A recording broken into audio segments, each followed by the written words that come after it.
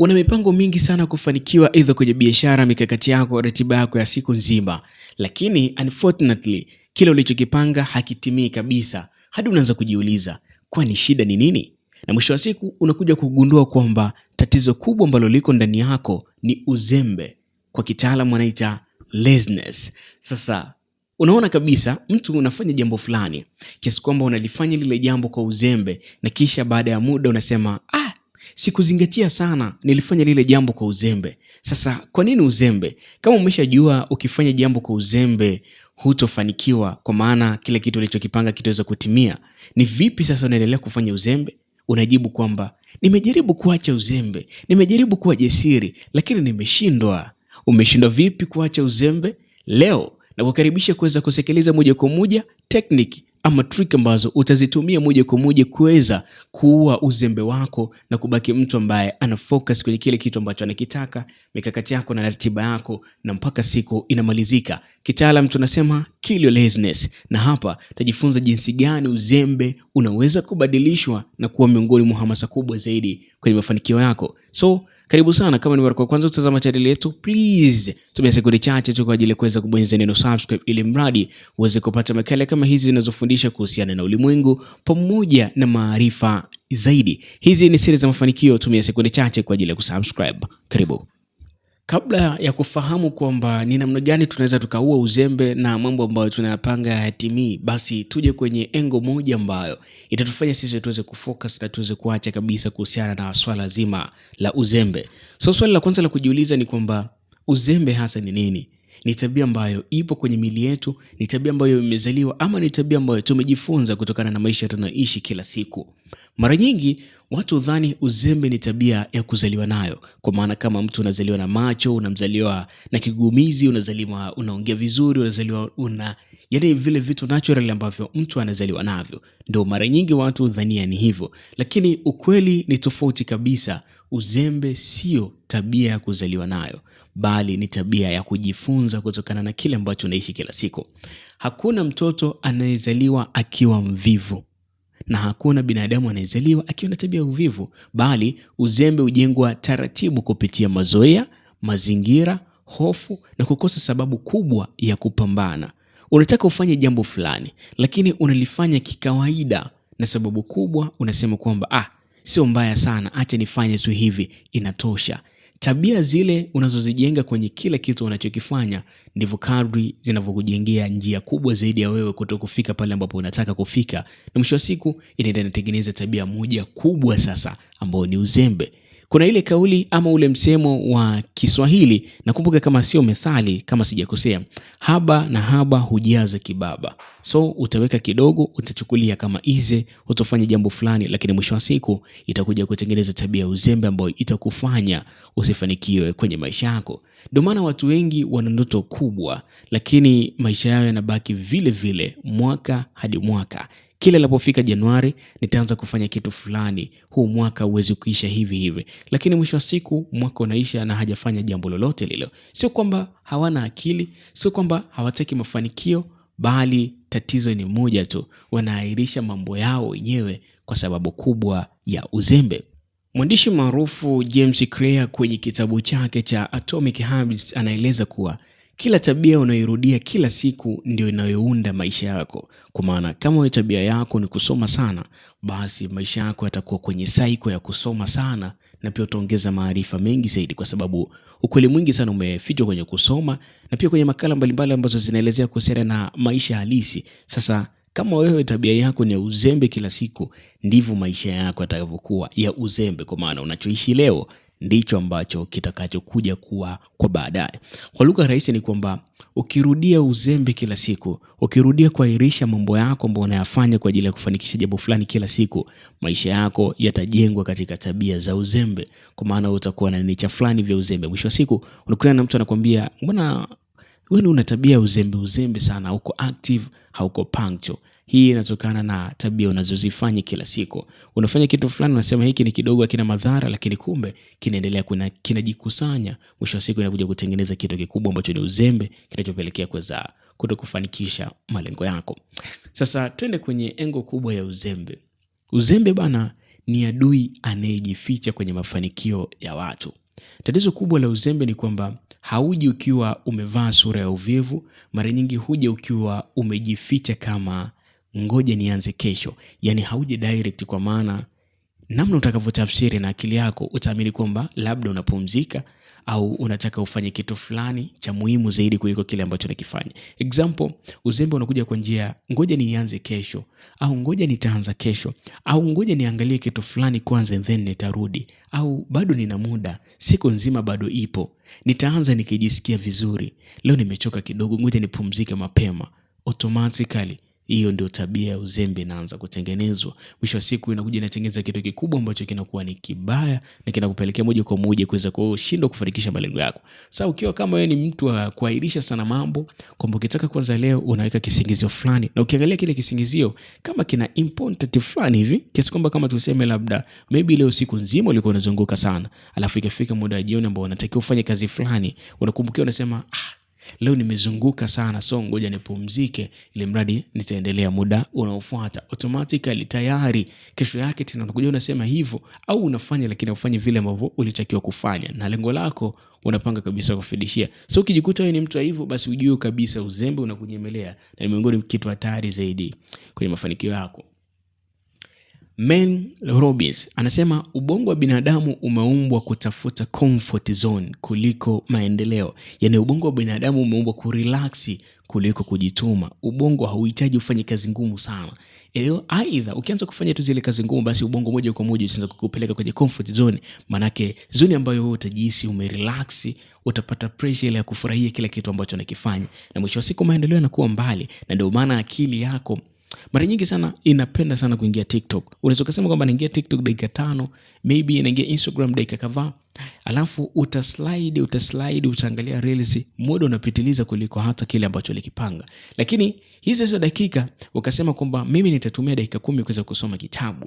Exactly, kabla dakika 10 tayari utakuwa umeshaacha kusoma kitabu, kwa maana ubongo wako unapenda kukaa kwenye comfort zone. Unapenda kuingia TikTok kuslide ambako ulipanga utatumia dakika 10, unaenda delisali moja, lakini kusoma kitabu ambacho umepanga kutumia dakika 10 unasoma ndani ya dakika 5, na hizo dakika 5 huelewi chochote kile. Manake ni ubongo unafanya hiyo tabia. So kazi kubwa ambayo iko ni kuchakata ubongo, kuuzoesha ubongo kufanya vitu ambavyo vitakuwa positive kwenye maisha yako. Ubongo unapenda raha ya haraka, wanaita kitaalam ni instant dopamine. Kwa maana kuna hormone ya dopamine ambayo inamfanya mtu feel pressure, furaha ya chap. Yaani ni furaha ghafla binifu inakuja, alafu muda mfupi baadaye inatoweka. Ndio kama hivyo sasa. Lakini mafanikio yanapatikana kwa kujituma na hayapatikani kwa kupata raha zaidi. Ukifanya mambo magumu na yale ambayo yana positive effect kwako mara kwa mara, ndivyo vile ambavyo mafanikio kwako inakuwa ni rahisi sana. Ukweli mchungu ni kwamba mara nyingi uzembe hutokana na hofu pia. Watu wengi si wavivu kiivo, bali wanaogopa kwa kufanya jambo fulani. Kuanzisha either biashara, wanaogopa kama nikianzisha biashara, je, nikifeli pesa niliyowekeza nitairudisha vipi? Au kurekodi video, wanaogopa kuchekwa, kwa maana ninavyoongea mbele ya kamera watanitafsiri vipi? Simu yangu ni Tecno Pop 1, haina kamera kali, sina Samsung either iPhone kali ya kurekodia. Sasa nitafanyaje? Nitachekwa. Wengine wanatamani kurudi kujifunza kitu fulani, lakini wanasema nirudi shule nionekane mimi kama mjinga, ama niingie kwenye kitu fulani nionekane kama mimi sifai, kwa maana anatengeneza brandi fulani ambayo inapelekea moja kwa moja kuweza kuua yale malengo yake pamoja na ndoto zake. Sasa sababu miongoni ya kuweza kupelekea uzembe ni kuanzia kwenye hivi vitabia vidogo vidogo ambavyo mtu unakuwa na hofu. So ukiwa na hofu, uzembe unakukaribia, kwa maana utatamani kufanya kitu fulani, lakini utakuja kujiona kama kwa nini nifanye kitu fulani? Je, nikiaibika? Direct uzembe nao unaingia pale pale. Kwa hiyo ubongo unatengeneza njia ya kujilinda ili usianze kufanya jambo fulani. Na ndio maana najua tu kaa hapo hapo ulipo wewe, fikiria either ndani ya hii wiki mambo mangapi ambayo umepanga kuyafanya na ni mangapi ulioyafanikisha na ni mangapi yameshapotea kabisa hayapo kwenye saiko yako. Utakuja kugundua kwamba mambo uliyoyapanga ni mengi, uliyoyafanikisha ni machache, na aliyepotea pia ni machache. Umeona kitu ambacho ubongo inatengeneza kila siku. So Steven alishawahi kuelezea kwenye kitabu chake, alisema kwamba hii hali ya ubongo kupenda furaha ya muda mchache, hii ni resistance, nguvu ya ndani ambayo inapinga maendeleo yako kila unapokaribia kufanya jambo fulani la muhimu.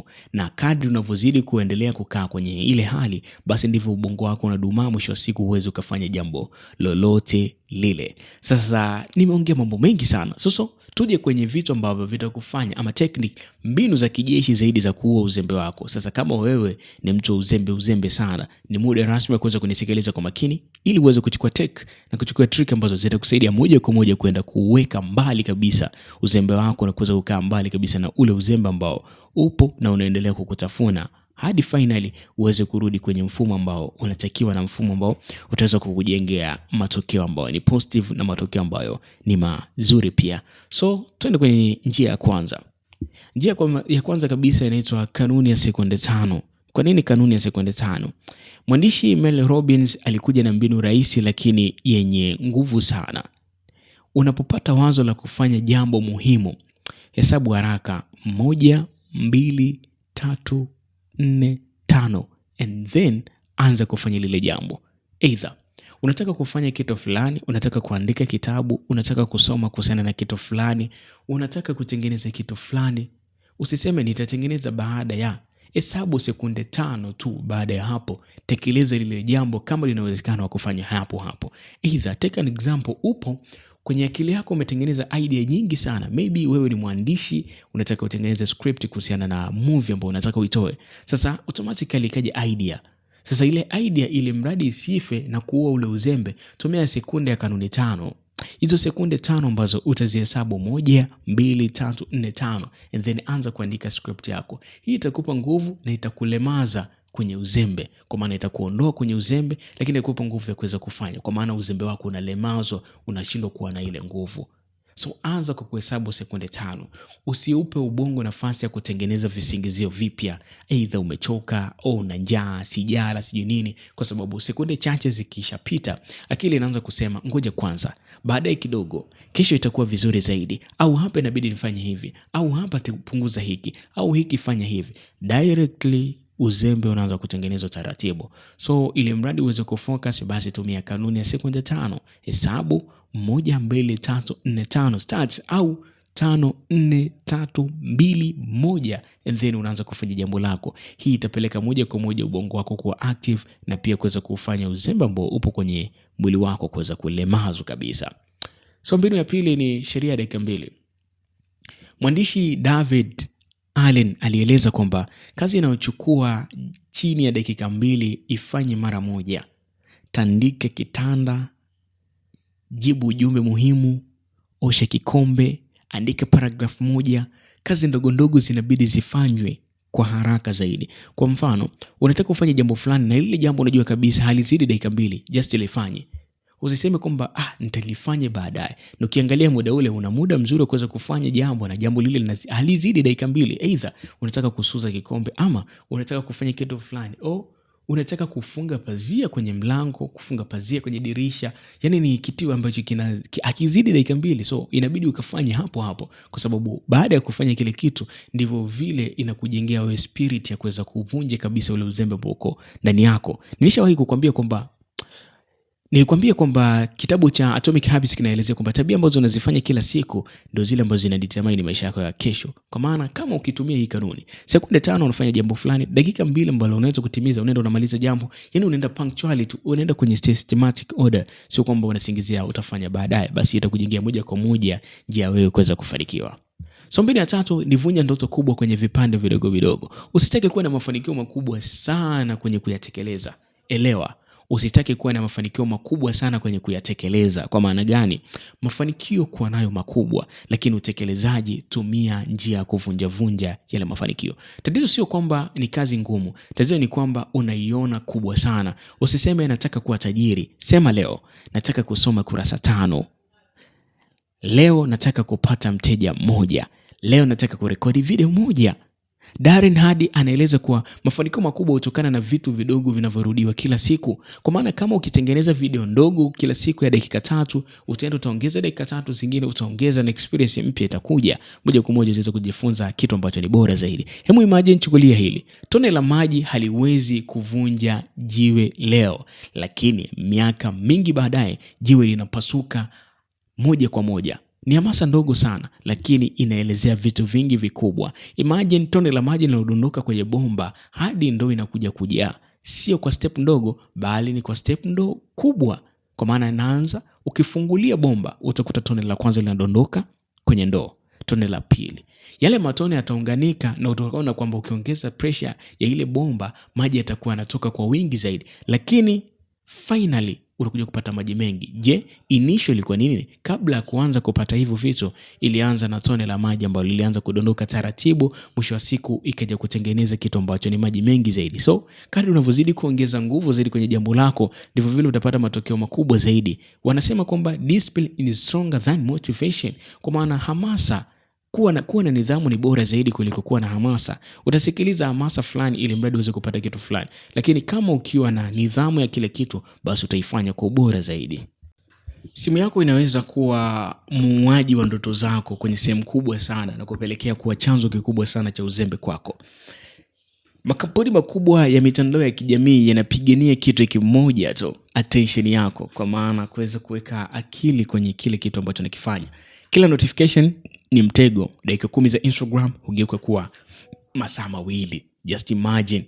Colin Newport anaeleza kuwa uwezo wa kufocus bila usumbufu ndio inaitwa super power ya karne hii. Leo watu wengi hawawezi kukaa dakika 15 bila kushika simu. Imagine. Bila kushika simu. Hemu imagine hii. Na mtu aliyeweza kuscroll attention yake hawezi kuscroll maisha yake. Mwili wako ukiwa dhaifu, nidhamu inakufa. Uzembe mwingine usababishwa na akili, unasababishwa na mwili kuchoka. Usingizi, ukilala masaa 3 usiku kila siku, ubongo unachoka, focus inapungua kabisa, na motivation ambayo ulipewa na mtu mwingine inapotea. Na ndio maana nakwambia kwamba kuwa na kitu fulani ambacho ni bora zaidi kwako, kwamba ni beta kuliko vile ambavyo unafikiria. Kuwa na discipline kuliko motivation. Motivation inakuja baada ya kuwa na discipline. Kwani hata ukisikiliza ni motivation bila kuwa na discipline, hakuna chochote ambacho utaweza kukifanya kutokana na kile kitu. Sukari nyingi hukupa nguvu za muda mfupi, halafu mwili unazima. Mazingira, ukikaa karibu na distraction muda huo, TV, simu, marafiki ambao wako serious, kila kitu ambacho unawashirikisha wao wanachukulia just easy, normal, yani hawataki kukusikiliza kabisa. So moja kwa moja ubongo wako unaanza kuchoka, na pia unaanza kukusupport. Sasa pale unaanza kukushawishi kwamba usifanye kitu fulani, angalia umefanya na bado mambo yamekuwa mabaya zaidi. So mwandishi Jim Rohn aliwahi kusema kwamba you become like the people you spend the most time with. Kwamba utakuwa aina ya watu ambao unapoteza nao muda sana. Kwa maana muda mwingi unatumia na marafiki wa aina fulani, ndivyo na wewe utakavyokuwa hivyo. Ndio ukweli ambao uko. Kwa maana mtu ukitaka kujua tabia yake, basi angalia marafiki zake waliomzunguka. Haijalishi kwa namna gani. Yani haiwezi kawa rafiki yako akakwambia kwamba mimi niko hivi lakini rafiki yangu yuko hivi. Hakuna. Lazima kuna vitabia vina match, kuna vitabia vinafanana moja kwa moja. Ukweli mmoja ambao una maumivu makubwa lakini watu hawataki kuambiwa kabisa ni kwamba hakuna mtu anayekuja kukuokoa kwenye jambo lako unalofanya. Ulizaliwa peke yako, utakufa peke yako, na utajipambania mwenyewe. Either uamue maisha yako mazuri au usiamue maisha yako mabaya. Na ndio maana sasa hivi kuna lawama nyingi zaidi ambazo zinatokea kutokana na kile kitu ambacho unakifanya, kwamba eti mimi vitu vyangu vimekaa hivi, vitu vyangu vimeenda hivi. So kitu ambacho kiko vibaya sana kinategemeana na vile ambavyo utapanga. Harakati zako zinategemea kile kitu ambacho unakisupport kila siku. Sio kwamba maisha yako wewe ndio utatafsiri either mazuri au yawe mabaya. Hakuna mtu hata mmoja atakaye kuokoa. Hakuna siku ambayo maisha yatakuwa perfect ndio uanze. Hakuna hakuna muda mzuri wa kusema nitaanza kitu fulani. Watu waliofanikiwa duniani hawakuwa tayari 100%. Walianza wakiwa na hofu, wakiwa na confused, wakiwa hawajiamini, lakini walianza. Na wanaoshinda maisha si wale wenye nguvu zaidi, bali ni wale wanaojitoa kila siku, hata pale siku ambapo wamechoka, na pia hata ile siku ambayo hakuna support kutoka kwa watu wengine, lakini unaamini kwa kile ambacho wanakifanya. So moja kwa moja hii inapelekea wewe kuweza kutimiza maisha yako. Na wanaoshinda maisha ni wale ambao wana nguvu ile ya kutekeleza, kwa maana kuchukua action kwenye jambo fulani. Moja kwa moja hawa wameweka uzembe pembeni, wameweka jitihada za nguvu zaidi kuweza kupambania kile kitu ambacho kipo, na wameweka jitihada ambazo kila mmoja atazifuata na kila mmoja ataweza kuzifanya ili mradi aweze kufika pale ambapo anatakiwa kufika. So kwa kumalizia kwenye hii makala, lakini kabla sijamalizia, nimekupa aina njia au mbinu 3 za kuweza kuzingatia ili mradi kuweza kuweka mbali kabisa uzembe wako. Ni njia 3 pekee. So jambo la kwanza kabisa ni kanuni ya sekunde 5. Hii kanuni ya sekunde 5, kwa maana ukipata jambo fulani tumia sekunde chache tu kwa ajili ya kuweza kufanya hilo jambo. Kama mimi ninavyokuambia hapa, tumia sekunde chache tu kwa ajili ya kubonyeza neno subscribe. Just do it now. Kabla sekunde 5. So bonyeza neno subscribe, twende kwenye comment section hapo, uniambie ni kitu gani ambacho umejifunza kutokana na hii makala. Lakini jambo la pili nimekuambia kuhusiana na sheria dakika 2. Kama kuna jambo ambalo unaweza kulifanya na hilo jambo unaona kabisa halizidi dakika 2, just do it kwa muda huo kabla ya kuzidi hizo dakika 2. And then jambo la 3, vunja ndoto kubwa vipande ili mradi uweze kutekeleza vizuri. Usiseme nataka kuwa tajiri, bali sema leo nataka kufanya biashara kadhaa, mimi leo nataka nipate wateja kadhaa, leo target yangu nifanye kitu fulani ili mradi uweze kufikia ule utajiri. Lakini ukisema tunataka kuwa tajiri, so itakuwa ni kitu ambacho ni kigumu kuweza kutafsirika kwenye ubongo, na itakuwa ngumu zaidi uweze kufanikiwa. So kwa kumalizia na kuhitimisha, tumia sekunde chache kwa ajili ya kusubscribe, lakini pia inabidi uweze kuvunja ratiba zako, mambo yako katika sehemu ndogo ili mradi uweze kutimiza kile kitu ambacho unakihitaji kwenye maisha yako. Kumbuka, kazi ngumu inauma mwanzoni, lakini huleta maisha mazuri baadaye. Uzembe ni mtamu mwanzoni, lakini mwisho wake huleta majuto, na pia mafanikio yanakuwa ni magumu sana kwako. Swali la mwisho ni hili: ni jambo gani moja ambalo umekuwa ukiahirisha kwa muda mrefu? Usimalize kusoma makala hii halafu urudi kulala ama kuendelea kufanya kitu ambacho sio bora kwako, itakuwa ni mbaya sana. Fanya hivyo, rudi, elewa na kisha tekeleza wajibu wako. Karibu sana, hizi ni siri za mafanikio. Endelea kusubscribe channel yetu kwa ajili ya update pamoja na makala nyingi zaidi. Bye bye, asante.